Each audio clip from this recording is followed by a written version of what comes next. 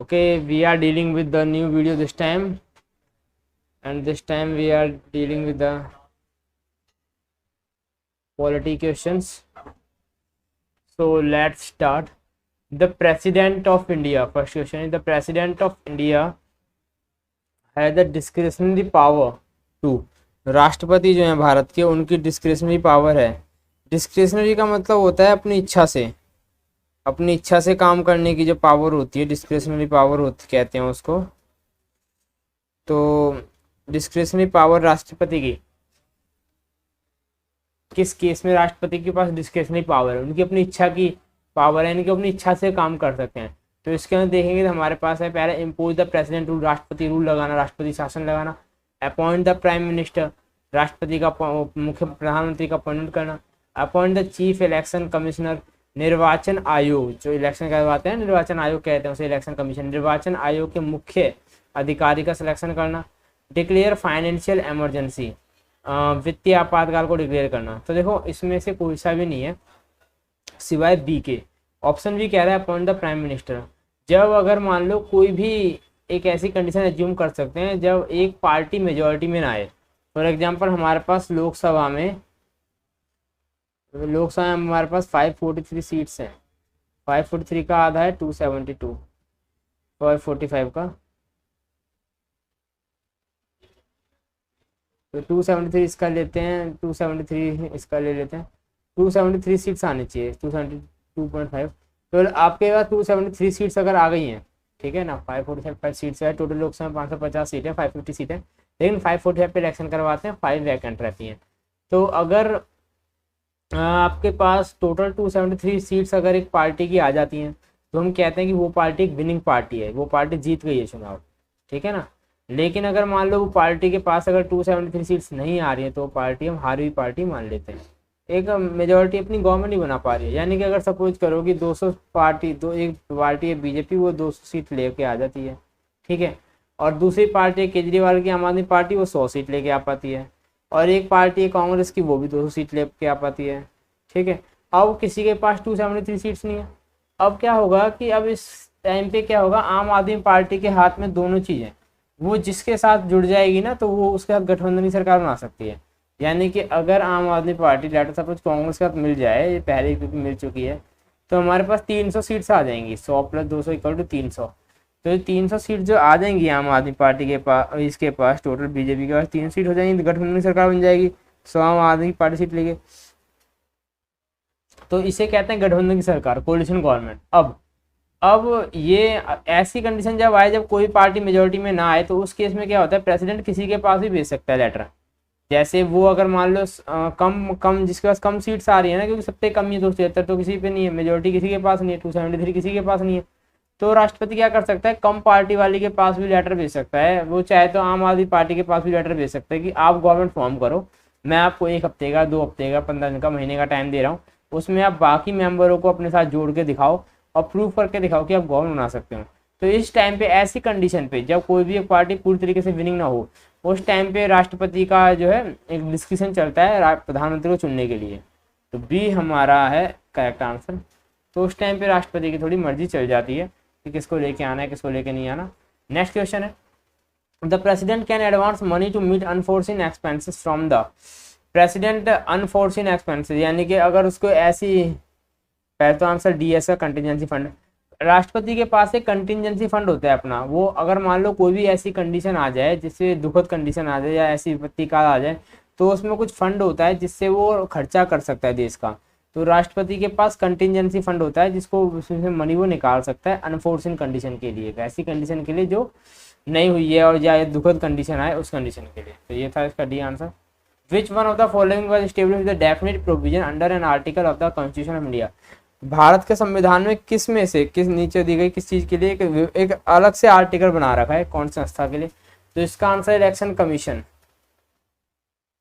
Election commission के लिए article बना रखे हैं 324 से 329, 4 से 329 के जो आर्टिकल हैं हमारे, वो निर्वाचन आयोग के लिए। निर्वाचन आयोग को सेपरेट उसमें बना रखा है, टॉपिक देके बना रखा है कि इसके लिए ये आर्टिकल है।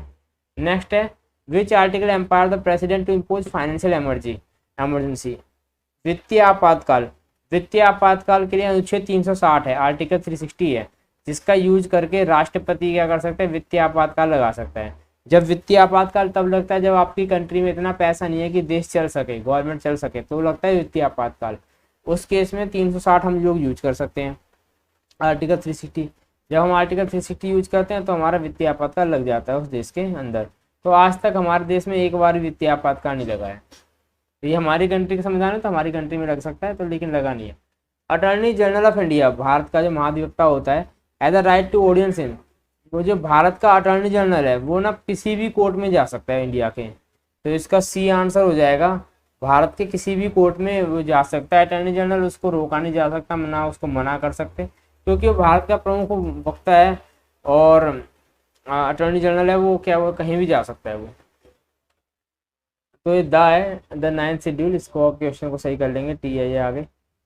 The 9th schedule to the Indian constitution was added by, अच्छा भारत के अंदर 12 अनुसूचियां हैं इस टाइम पे, 9 शेड्यूल्स हैं हमारे, वो 12 शेड्यूल्स हैं। 12 में से पूछा जो 9th शेड्यूल है, 9वें नंबर पे आता है अनुसूची।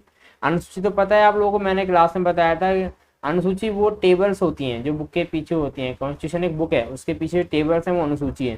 तो 9वीं अनुसूची जो है हमारी इंडियन कॉन्स्टिट्यूशन की, वो कब आई थी, कब ऐड की गई थी, तो फर्स्ट अमेंडमेंट, पहला जो अमेंडमेंट हुआ था ना उसके अंदर हमने जो है इसको ऐड करा था, फर्स्ट अमेंडमेंट के अंदर इसको ऐड करा गया था अनुसूची को।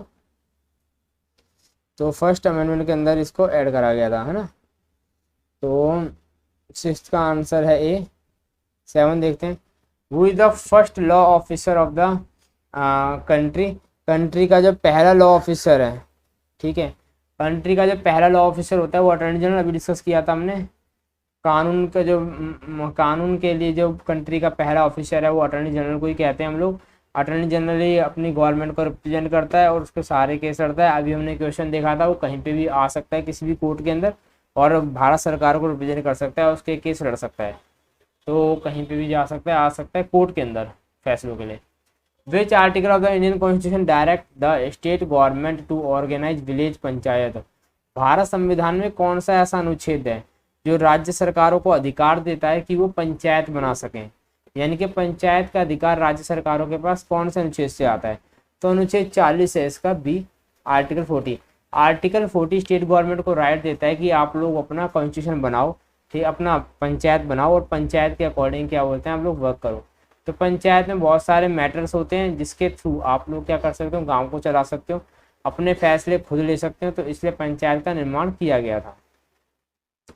नेक्स्ट है, controller and auditor general of India appoint by which of these, तो कैग जो होता है, कैग को अपॉइंट कौन करता है, तो जितने भी जो मेजर अपॉइंटमेंट है प्रेसिडेंट ही करता है, लेकिन उसे गवर्नमेंट करवाती है। तो कैग का जो होता है ये, कैग भी हमारा जो अपॉइंट किया जाता है, कैग का काम ये होता है, सीएजी का काम, कंट्रोलर ऑडिटर जनरल का काम ये होता है, जितने भी अकाउंट है गवर्नमेंट जिस अकाउंट से खर्च कर रही है उस अकाउंट को चेक करना, उस अकाउंट को देखना, ठीक है, कि इस अकाउंट में कितना कितना गवर्नमेंट ने लिया था, पैसा आया था, और कितना गवर्नमेंट ने कहाँ कहाँ पे पैसा लगाया है, तो ये काम आपका कैग देखते हैं। 10th क्वेश्चन अगर नहीं दिख रहा है आपको स्क्रीन पे तो आप लोग क्या कर सकते हो, पीडीएफ देख सकते हो, और पीडीएफ के अंदर लिंक दे रखा है मैंने, नीचे वीडियो के अंदर लिंक है, आप उस क्वेश्चन को देख सकते हो, सारे क्वेश्चन आ जाएंगे।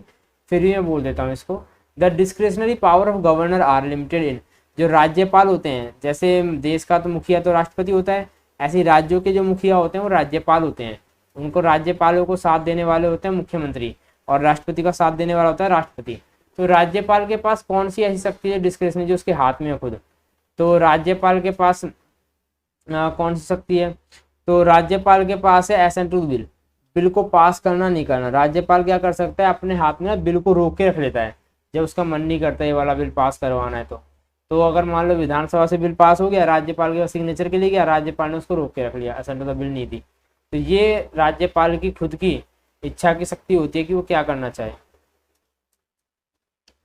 तो ये हमारे क्वेश्चन थे आज के, तो ये सारे आप लोग करेंगे, 10 क्वेश्चन हम लोगों ने कर लिए हैं।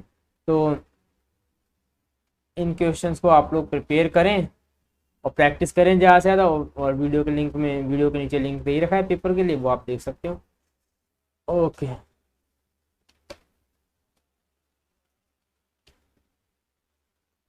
तो इतना ही है आज के लिए, थैंक यू।